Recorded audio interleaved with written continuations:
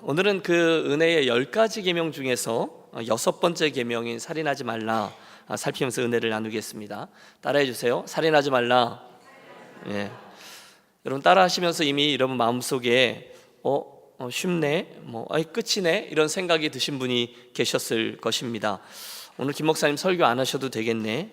그렇죠? 더 이상 추가 설명이 뭐가 필요하겠어요? 너무 명쾌하잖아요. 그리고 살인하지 말라라는 이 계명 자체가 나와는 별로 상관이 없는 계명처럼 들립니다. 그렇죠? 여러분 아니세요? 혹시 나 전에 살인해봤어요? 그러면 손 들어보십시오. 없으시죠? 또 앞으로 나는 살인을 저지를 계획을 가지고 있어요. 여러분 계세요? 없으실 겁니다. 전혀 우리들에게 이 말에 대해서 토를 달 게 없어요. 그러면 100% 순종, 그럼 6계명 끝 하고 넘어가도 별 무리가 없어 보입니다. 그러나 여러분 문제는 이 계명이 오늘 저와 여러분의 삶으로 전해 내려오면서 특별히 신약을 거쳐서 우리 예수님 그리고 그분의 해석과 당부를 거쳐오면서 우리 삶 속에 너무 가까이 그리고 꼭 적용되어야 되는 말씀으로 바뀌었다는 것을 기억하고 싶습니다. 그래서 오늘은 신약까지 한 걸음 더 들어가서 우리 살펴보도록 하겠습니다. 우선 시내산 밑에서 하시는 말씀이죠. 살인하지 말라 하셨으니까 살인하지 말라, 도대체 성경에 어떤 살인의 이야기가 나오는지 상고해 보았습니다. 여러분 최초의 살인자가 누구죠? 네, 가인입니다. 그가 동생 아벨을 살해했던 이유는 분명하죠. 시기와 질투 때문이었습니다. 그 다음은 많은 전쟁 이야기 속에서의 살인이 나오죠. 그 전쟁 전에 모세도 사람을 쳐 죽였던 이유를 우리 알고 있습니다. 화가 났던 거죠. 또 다윗이 골리앗을 쳐 죽였던 것도 사실은 살인이고, 가나안 전쟁에서 수많은 사람들이 죽게 되었고, 그런 것 외에도 과실치사도 성경에 나오고 있어요. 여러분 율법이 주어질 때 우리 하나님께서 이스라엘에게 경내에 몇 개의 도피성을 주라 이렇게 말씀하셨거든요. 도피성, 그때 살인 이야기가 나와요. 어떤 사람이 도끼로 나무를 하다가 실수로 이제 날이 빠져서 그 앞에 있는 사람이 죽게 되어지는 경우, 그건 정말 의도한 일이 아니었죠. 그때 하나님은 그런 사람들을 어디로 피하라고 하죠? 도피성으로 피하라고 합니다. 그래서 생명을 보전하라 하셨는데 이건 과실치사이기 때문에 그렇습니다. 그 외에도 계명과 명령에 따라서 하나님은 사람들에게 이런 이들은 사형에 처하라, 돌로 쳐 죽여라 이러는 이야기도 나옵니다. 이건 법에 따른 사형 집행이라 할 수 있어요. 그러다 보니까 성경에도 이 살인에 대한 내용이 참 많군요. 우리 그렇게 알 수 있어요. 그래서 이제 궁금해서 찾아봤어요. 그래서 구약 성경 중에 살인하다라는 뜻을 가진 히브리어 동사가 3개가 나오더라고요. 그 중에 하라그, 그 다음에 히미트, 이 단어는 전쟁 중에 적군을 살해하게 되는 행위, 그리고 두 번째는 법에 따라서 사형을 언도해서 사람을 처벌하는 행위를 말해요. 따라서 오늘의 이 6번째 계명과는 좀 상관이 없죠. 대신에 3번째 동사가 라차흐라는 단어인데 이게 오늘 본문에 나오는 살인하지 말라에 해당하는 동사입니다. 이 단어는요, 불법적인 살인을 말합니다. 불필요한 살인입니다. 의도한 살인입니다. 악한 마음을 가지고 사람을 죽이는 살인입니다. 영어로 하면 first degree murder죠. 의도를 가진 그런 살인자, 그러지 말라는 거예요. 여러분 어째서 그럴까요? 하나님께서 왜 우리들에게 살인하지 말라 이렇게 분명히 계명을 주셨을까요? 여러 이유가 있을 수 있지만 이유는 한 가지입니다. 하나님은 우리 사람들에게 이 모든 생명을 주신 이가 바로 하나님이고, 모든 생명의 근원이 하나님 당신에게서부터 온다라는 것을 분명히 말씀하기 원하셨어요. 여러분 그 하나님이 모든 생명의 주인이라는 사실을 믿습니까? 여러분 지금 제가 드리는 말씀을 잘 유념하셔야 돼요. 모든 생명의 근원이 누구에게 있어요? 하나님에게 있어요. 당신이 그 생명의 주인이라는 거예요.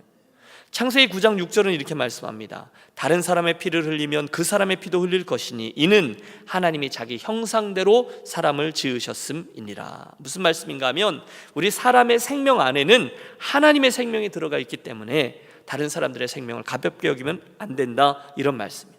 사람은 누구나 자기의 생명이건 다른 이의 생명이건 이것을 좌지우지할 수 있는 권리가 있어요, 없어요? 없습니다. 바로 여기에 살인하지 말라, 그 다음에 자살이 정당화될 수 없는 이유가 자리합니다.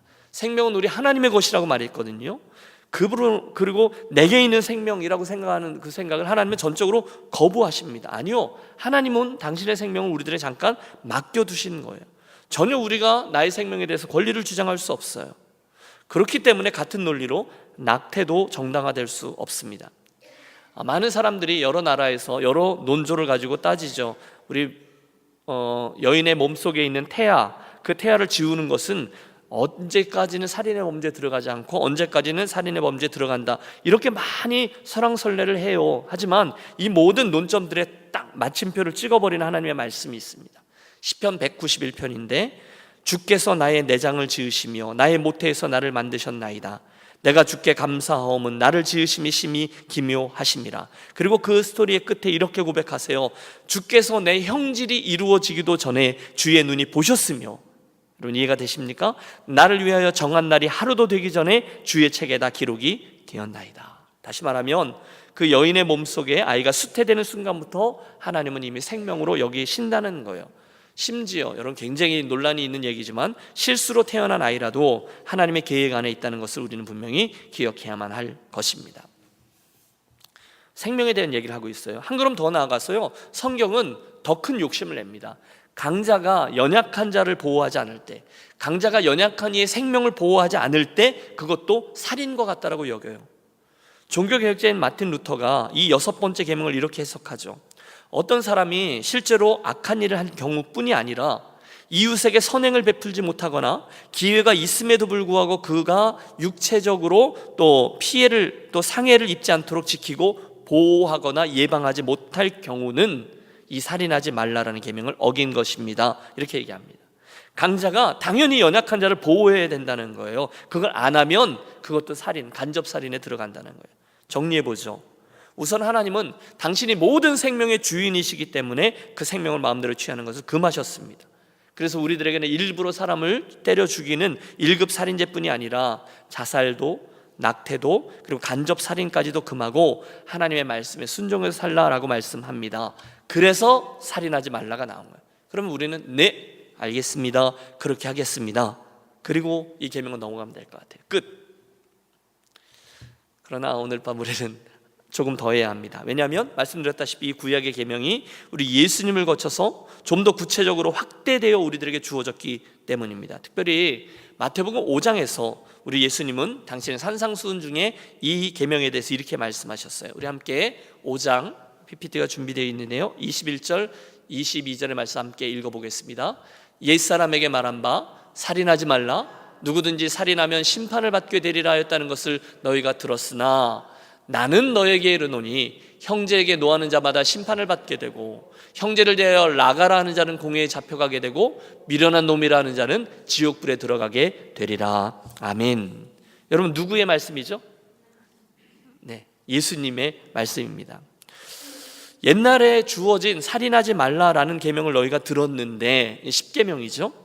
그런데 그것뿐이 아니라 형제에게 노하는 자마다, 또 형제에게 바보라고 말하는 자마다, 형제에게 미련한 놈이라고 하는 자, 결론적으로 모두 살인하는 것과 같다라는 말씀이에요. 여러분 이 말씀을 잘 들으셔야 합니다. 만약에 그렇게 행하면 그들은 다 어디로 간다고요? 지옥불에 던져지게 된다고 말씀하세요. 그런 자들에게는 영생이 없다는 거예요. 여러분 잘 들으십시오. 저와 여러분이 누군가를 직접 칼로 찔러 살인을 저지르지 않아도 마음으로 얼마든지 그에게 살인을 범할 수 있어요, 없어요? 있다는 거예요. 결국 우리가 예수님의 6번째 계명인 살인하지 말라는 한 걸음 더 나가서 우리 마음속으로 범하는 살인까지도 적용하는 말씀이라는 거예요. 그 순간 이 계명은 확 우리들에게 다가섭니다. 나는 살인하지 않았어요, 나는 살인하지 않을까요? 그 정도가 아니에요. 왜냐하면 저와 여러분도 우리 마음속에 누군가를 향한 미움이라는 죄를 짓고 누군가를 싫어하고 누군가에게 욕하고 못되게 굴 때가 많이 있기 때문에 그렇습니다. 그걸 주님이 아셨어요. 그래서 이 말씀을 하신 거예요. 혹시 종종 부부싸움 하세요? 자수하여 광명 찾자. 네. 혹시 부부싸움 종종 하시면 부부싸움의 결과로 어떤 일이 일어나는지는 우리 잘 알고 있습니다. 무슨 뜻인지 잘 알 것 같아요. 혹시 왕따 당해보셨어요? 어떤 공동체에서 왕따 당해보시면 굉장히 기분 나쁘죠. 너무너무 마음이 괴로웠던 경험이 있으실 거예요. 혹시 누군가가 나에 대해서 안 좋은 소문을 퍼뜨리고 다니는 것을 직면하셨어요? 그랬던 경험이 있으세요? 그때 겉으로는 우리는 물론 아무렇지도 않은 척하죠. 쿨한 척하죠. 하지만 내 속사람은 큰 상처를 받고 무너지고 절망하고 분노했던 경험들이 있습니다. 여러분 그런 경험 있으세요? 없으세요? 있습니다. 저도 그랬던 경험이 있어요. 그러면 이 말씀을 어렵지 않게 이해하게 될 겁니다. 왜냐하면 그때 내 마음은 주님이 지옥불이라는 표현을 썼는데 아니요, 이미 그 지옥을 경험하고 있거든요. 정말 죽고 싶거든요. 다 포기하고 다 들러엎고 싶거든요. 어쩔 때는 내가 예수 믿는 것까지도 이건 내가 정말 그런 거 맞아? 그리고 막 뒤집어 엎고 싶거든요. 그때 주님이 말씀하세요. 그게 살인이다. 살인하지 말라. 그러므로 우리는 그냥 이 6번째 계명은 네 하고 쉽게 넘어갈 수가 없게 되었습니다. 특별히 요한일서 3장 15절의 말씀은 그런 우리를 더 고민하게 합니다. 두 번째 같이 한번 읽어보죠. 그 형제를 미워하는 자마다 살인하는 자니 살인하는 자마다 영생이 그 속에 거하지 아니하는 것을 너희가 아는 바니. 더 심각합니다. 마음속에 그 형제를 미워하면 그 사람은 살인하는 자라고 말했어요. 살인하는 자마다 영생이 그 속에 없다라고 말했어요. 여러분, 누구를 미워하는 자가 영생을 소유하고 있어요? 없어요? 없다는 말씀이세요. 심각하게 들으셔야 된다는 거예요. 저는 그 정도로 누구를 미워하지는 않는 것 같은데요. 제가 아는 목사님 한 분이 우리 마음속에서 자주 범하는 살인 있잖아요. 지금 이야기하는 이 논리에 따라서 우리 마음속에서 살인을 범하는 5가지 유형에 대해서 설명을 했어요. 정리했는데 되게 좋아요. 잘 들어보세요. 오늘 저와 여러분이 누군가를 마음속으로 살인할 수 있는 방법들이 있다는 거예요. 이러면 안 된다는 거예요. 첫째는 저주입니다. 뭐라고요? 저주. 물론 여러분, 우리가 누구를 막 대놓고 저주를 할 수 있겠습니까? 그런데 실상은 그렇다는 거예요. 여러분이 진짜로 싫어하는 사람이 있는데요, 대놓고는 말하지 못하지만 마음속 깊은 곳에서 그 사람이 좀 안 됐으면 하는 생각이 들 때가 있어요. 은근히 바라는 게 있어요. 여러분, 전혀 완전 범죄처럼 그러시는데 저도 그랬던 경험이 있는 것 같아요. 물론 말하지 않아요. 표현하지 않아요. 누가 알겠어요? 아무도 몰라요. 그러나 나는 알아요. 은근히 내가 좋아하지 않는 그 사람이 잘 안 됐으면 하는 겁니다. 그러다가 어쩌다가 그 사람이 뭔가 정말로 잘 안 되잖아요. 그럼 갑자기 우리 마음속에 기쁨이 막 샘솟는 거죠. 그리고 쌤통이다. 내가 그럴 줄 알았어. 옳거니. 그러니까 평상시에 나한테 마음을 곱게 써야지 옳게 온 거야. 그러면서 아무도 몰라주는데 막 나 혼자 내가 이긴 것처럼 희열을 느끼고 당연하다. 하나님은 내 편이야 라는 마음이 있다면 여러분 조심하십시오. 주님 우리들에게 그건 마음으로 짓는 살인이야 라고 하신다는 거예요. 그러므로 여러분, 첫 번째, 내가 좋아하지 않는 사람이 은근히 좀 잘 안 되었으면 이것을 조심하십시오. 마음의 살인입니다. 두 번째는요, 시기예요. 시기로 살인할 수도 있어요. 단순히 그들이 좀 안 되었으면 좋겠다라는 것 정도를 지나서 내 마음을 내가 어떻게 하지 못하는 거예요. 그들이 잘 되는 걸 도저히 못 참겠는 거예요. 막 화가 나는 거예요. 하나님이 원망스러운 거예요. 그래서 그분들이 막 잘하고, 그래서 그들이 칭찬을 듣고 그들이 나보다 앞서서 성공하고 이런 걸 보는 게 힘이 들어요. 물론 중간에 누군가가 그들을 인정하고 그들을 칭찬하면 그 앞에서는 그분들을 그렇죠, 그분 되게 괜찮은 사람 같아요 라고 말을 하죠. 하지만 기를 쓰고서 그 뒤에 뭔가 하나를 깎아내려고 합니다. 그래야만 성이 찹니다. 쿨해요. 그래서 그분 훌륭하죠. 하나님이 그분에게 그런 은사를 주셨어요. 일단 동의는 해줘요.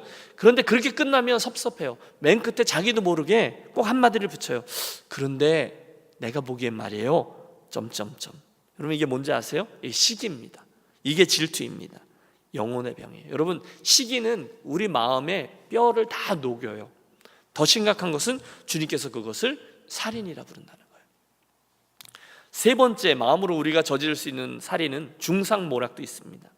중상모략이 뭐죠? 앞에서는 친한 척하고 괜찮은 것처럼 말하지만, 좋은 사람이라 말해주지만 뒤에 가서는 싹 얼굴을 바꿔서 그 사람에 대해서 안 좋은 말을 하고 퍼뜨리고 실제로 나쁜 느낌을 갖도록 이야기하는 것을 말합니다.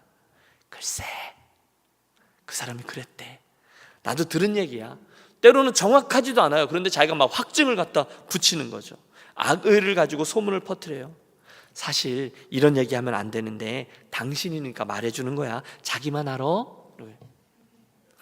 은근슬쩍 부정적인 얘기를 통해서 그 사람에 대해서 이분이 왜곡된 생각을 갖도록, 사람들이 그분에 대해서 은근히 부정적인 생각을 갖도록 만드는 게 중상모략이에요. 성경에는요 그런 사람들이 굉장히 많아요. 여러분, 왜 그 놉이라는 지역에 있던 그 성소에 다윗 일행이 들어가고 떠났을 때 그 성소에 나와 있었던 도액이라는 사람이 있었잖아요.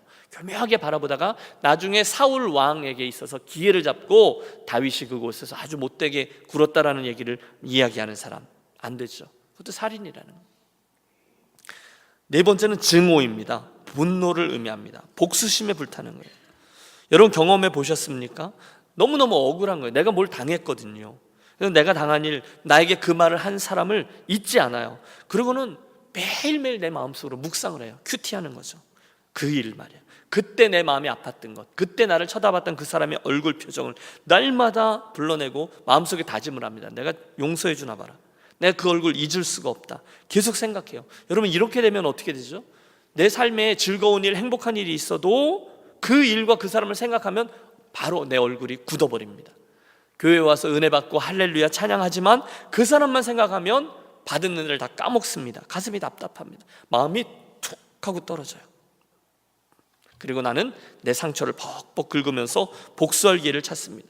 내가 기회만 하마라. 다시는 나를 무시하지 못하게 해주겠다. 이게 악한 마음이죠. 뾰족한 마음이죠. 근데 주님은 그걸 뭐라고 부르신다고요? 살인이라고 부른다는 거예요. 로마서가 우리들에게 그 말씀을 하시는 거예요. 너희가 친히 원수를 갚지 말고 원수 갚는 것은 누구에게 맡기라? 나에게 맡기라. 하나님이 말씀하셨어요. 원수 갚는 것은 내게 있으니 내가 갚겠다. 오히려 너는 그를 선대함으로 그의 얼굴에 숯불을, 그의 머리에 숯불을 쌓아 놓으려무나 라고 말씀합니다. 증오는 마음의 살인이 맞아요. 증오심은 우리로 결코 천국의 삶을 살 수 없게 해줘요. 한 가지만 더 생각해 볼까요? 다섯 번째는요, 우리 마음의 살인은 방관입니다. 이것은 성경이 우리들에게 한 가지를 더 요구하는 거예요. 조금 더 미묘한데요, 어떤 사람이 어떤 상황이 뭐가 잘 안 돼요. 그런데 그걸 알면서도 일부러 놔두는 거예요. 안 되기를 바라면서. 잘 안 돼요. 그냥 망하게 내버려둬요. 그런데 이것도 하나님이 기뻐하지 않으신다고 하셨어요. 에스겔서 3장의 말씀 한번 보여주십시오. 자, 같이 한번 읽으시죠. 인자야, 내가 너를 이스라엘 족속의 파수꾼으로 세웠으니 너는 내 입의 말을 듣고 나를 대신하여 그들을 깨우치라. 가령 내가 악인에게 말하기를 너는 꼭 죽으리라 할 때에 내가 깨우치지 아니하거나 말로 악인에게 일러서 그의 악한 길을 떠나 생명을 구원하게 하지 아니하면 그 악인은 그의 죄 중에서 죽으려니와 내가 그의 핏값을 누구 손에 찾아요? 내 손에서 찾을 것이라. 이렇게 말씀합니다. 그 사람이 악인이에요. 죽을만 해요. 죄인이에요. 그래서 망해가요. 그런데 그걸 다 알면서도 그 사람에게 그걸 말해주지 않아서 그냥 죽게 내버려두는 방관도 실은 마음의 살인이라는 거예요. 그렇게 보면 여러분, 예수님께서 마음속으로 형제를 미워하고 마음속으로 살인하는 것, 굉장히 패러다임이 넓어지는 거죠. 정리해 볼까요? 우리 주님은 단순히 사람을 내 손으로 쳐 죽이는 것, 그것만을 살인이라고 여기지 아니하시고 마음의 살인까지 언급하세요. 우리 삶의 5가지 패턴으로 나타날 수 있어요. 저주, 시기, 중상모략, 또 우리들의 삶에 또 증오, 또 방관, 이것이 그것이에요. 자, 지금 이 이야기의 5가지를 하나하나 들으시면서 혹시 여러분의 마음속에 떠오르는 분이 있으십니까? 내가 그분을, 혹시 그 떠오르는 분이 배우자는 아니세요? 또 어떤 분은 자녀들과도 사이가 이렇게 안 좋을 수도 있어요. 서운하게. 부모님에 대해서도 서운하고 마음속에 계속해서 분노하고 있는 이도 있어요. 예수님도 그 가족이 그의 원수가 될 수 있다고 말씀하셨어요. 가까운 교회 친구일 수도 있어요. 늘 만나면서 친한 척하는 사람일 수도 있어요. 그 장로님일 수도 있어요. 그 권사님일 수도 있어요. 아니, 그 목사일 수도 있어요. 나를 힘들게 했던 사람, 나에 대한 안 좋은 소문을 퍼뜨리고 이해되지 않는 말을 왜 그러는지 모르는데 왜 그렇게 하는지 모르겠어요. 그런 사람이 있어요. 그런데 분명한 것은 그때 내가 내 손에 피를 묻히면서 그를 찌르면 안 된다는 거예요. 마음속의 살인이라는 거예요. 주님은 말씀하세요. 나는 알아요. 그런 일을 저지르면 나는 기쁘지 않아요. 난 즐겁지 않아요. 구원의 감격도 누리지 못해요. 만약에 그러면 찬양도 나오지 않아요. 기도도 안 돼요. 그래서 하나님이 우리 편이 되어서 말씀하시는 거예요. 그 미움의 칼을 내려 놓아라. 자, 그러면 이제 우리들은 자연스럽게 이 질문 앞에 서게 될 겁니다. 그러면 목사님 어떻게 해야 합니까? 어떻게 함으로 우리가 예수님의 이 6번째 계명에 현실적으로 순종하고 또 승리할 수 있습니까? 어떻게 해야 주님 말씀하신 대로 내가 마음의 살인을 저지르지 않으며 하나님의 백성답게 살아갈 수 있습니까? 3가지를 말씀드리죠. 첫 번째는요, 우선은 내가 그런 사람이었습니다를 솔직히 인정하고 주님 앞에 나아가서 용서를 구하는 겁니다. 주님, 제가 정말 그런 사람이었습니다. 솔직히 말씀드리는 거예요. 주님, 제가 그 사람을 안 좋아한 것 정도가 아니라 실은 미워했습니다. 주님, 제가 그분을 증오했습니다. 제가 시기하고 질투하며 그 사람이 안 되기를 바랬습니다. 그런데 그게 내 마음으로 살인을 저지른 일이었군요. 주님, 잘못했습니다. 여러분, 먼저 주님 앞으로 나아가서 나의 부족함과 내 마음속에 저지른 죄를 고백하며 용서를 구하는 것이 필요합니다. 물론 여러분 쉽지 않아요. 그때도 여러 가지 경우가 있을 수 있죠. 그렇게 말하려고 그러지만 내 마음속 한구석에 계속 싸워요. 주님, 이건 제 잘못이 아니에요. 그 양반이 별나서 그런 거라니까요. 제가 피해자라니까요. 그래서 제가 이렇게 마음먹는 건 너무도 당연한 거예요. 좀 이해 좀 해주세요. 혹시 그렇게 말씀하시는 분이 그분이 맞을지도 몰라요. 하지만 그렇다고 해서 그것이 내가 마음속으로 살인을 저지르고 있다는 걸 정당화시켜주지 않아요. 여러분, 주기도문을 기억하시죠? 우리가 우리에게 죄 지은 자를 사하여 준 것처럼 나의 죄를 사하여 주시옵소서. 그렇다면 다시 한번 생각해 봐야 합니다. 성도에게는요, 용서하고 사랑하는 것 외에는 다른 옵션이 없습니다. 따라해 주세요. 성도는 사랑 외에 옵션이 없습니다. 그렇죠? 먼저 주님께 나의 마음으로 지은 살인죄를 고하고 용서를 구하는 것, 그때 주의 평강이 저와 여러분의 마음을 채워줄 줄로 믿습니다. 내가 그런 사람입니다. 둘째, 그리고 나서는요, 과감히, 여러분 이건 쉽지 않아요. 그러나 과감히 그 말씀에 순종해서 용서를 내가 선언해야 합니다. 선포해야 합니다. 자유를 택하십시오. 원수 갚는 일은 하나님께 달렸다고 하셨고 우리가 해야 될 일은 용서와 용납이라고 말씀하셨거든요. 그러면 그 용서와 용납을 선언하고 그리고 자유를 얻는 겁니다. 사실 누군가를 증오하고 누군가를 미워하고 시기하고 저주하고 중상모략하고 그러면요, 사실은 나 자신을 거기다 갖다 묶은 거잖아요. 계속해서 나를 묶어놔요. 내가 그 문제에 얽매여서 속박을 받아요. 그래서 주님께서 마음의 살인을 그만하고 용서하고 사랑하라 하실 때에 여러분, 이것은요 그 사람을 위한 게 아니에요. 나를 위한 거예요. 나를 용서를 선포하는 거예요. 그때 싫어요. 나는 용서 안 할래요. 나는 이미 아파요. 충분히 아파요. 나는 상처받았거든요. 나는 그 상처를 잊지 않을 거예요 하시면 여러분, 예수님의 이름으로 권합니다. 과감히 용서를 선언하시기 바랍니다. 그리고 자유하세요. 그렇지 않으면요, 나는 계속 아파요. 나만 아파요. 그분은 모른다니까요. 나 혼자 그러지. 그러면 스스로의 상처 때문에 여러분 여러 가지 영향이 끼쳐지는데 우선 하나님의 사랑을 내가 제한하게 됩니다. 은혜를 기대하지 않아요. 예수님께서도 십자가 위에서 용서를 선언하셨잖아요. 아버지여, 저들의 죄를 용서하옵소서. 저들이 하는 것을 알지 못합니다. 이게 중요해요. 그거 외에는 옵션이 없다니까요. 내가 놓지 못하고 내가 자유를 선언하지 못하면 계속해서 나 자신이 피해자로 살고요, 계속해서 그 사람 때문에 당신 때문에 이러면서 평생을 살아갑니다. 그러므로 살인하지 말라라는 말은 그 사람을 위한 계명이 아니라 누구를 위한 계명이에요? 나를 위한 계명이라는 거예요. 그리고 나서 마지막으로 여러분, 이 계명을 지키기 위해서 로마서의 말씀 그대로 선으로 악을 이기시기를 축복합니다. 여러분 따라해 주세요. 선으로 악을 이기십시오. 여러분 옆에 분에게 해주세요. 선으로 악을 이기세요. 선으로 악을 이기세요. 여러분, 악한 일을 당하면요 충격이 꽤 큽니다. 그렇죠? 근데 이 충격은 글쎄요 벽 같은 충격인 것 같아요. 악한 일이 쾅 할 때 내가 벽이면 그 충격이 그대로 쾅 하고 올 거예요. 그런데 우리는 말씀의 논리를 따르는 거죠. 그때는 내가 벽이 아니라 스폰지가 되는 거예요. 그때는 내가, 어떤 분이 그런 표현을 쓰더라고요. 동굴이 되는 거예요. 그러면 거기엔 흐름이 있잖아요. 그래서 충격이 오더라도 내가 스폰지가 되면 흡수할 수 있고, 동굴이면 그것들이 결국은 빠져나가게 되지 않습니까? 이게 예수님의 논리라는 거예요. 아, 그렇지. 나는 사도 바울처럼 나는 예수 그리스도와 함께 십자가에서 못 박혔지. 나는 예수님과 함께 죽었지. 나는 죽은 자지. 그러면 나는 말이 없는 게 맞지. 그분이 사신 거지. 이제부터 내 안에는 그분이 드러나게 살아야지. 그러면 이 충격이 사라지는 거예요. 그러면 예수님처럼 그분을 선대하는 거죠. 주님이 말씀하셨잖아요. 하나님 나라의 원리가 뭐죠? 오리를 가달라 하면 십리를 가지고, 옷을 달라고 하면 겉옷까지 다 내주고, 원수가 줄이거든 먹이고, 원수가 목마르거든 마시게 하고, 선으로 악을 이기라. 그러면 여러분, 우리가 침을 꿀꺽 삼키고 예 하는 유년 가족들이 되시기를 축복합니다. 여러분이 예 하고 순종하면 이 말씀의 능력을 체험하게 될 줄로 믿습니다. 여러분, 흐르는 물에는요 상처가 남지 않아요. 누가 뭐라 그러면요 예 하고 하나님 나라의 원리대로 흘려보내십시오. 흐르는 물은 반드시 선으로 승리하고 상처가 되지 않을 줄로 믿습니다.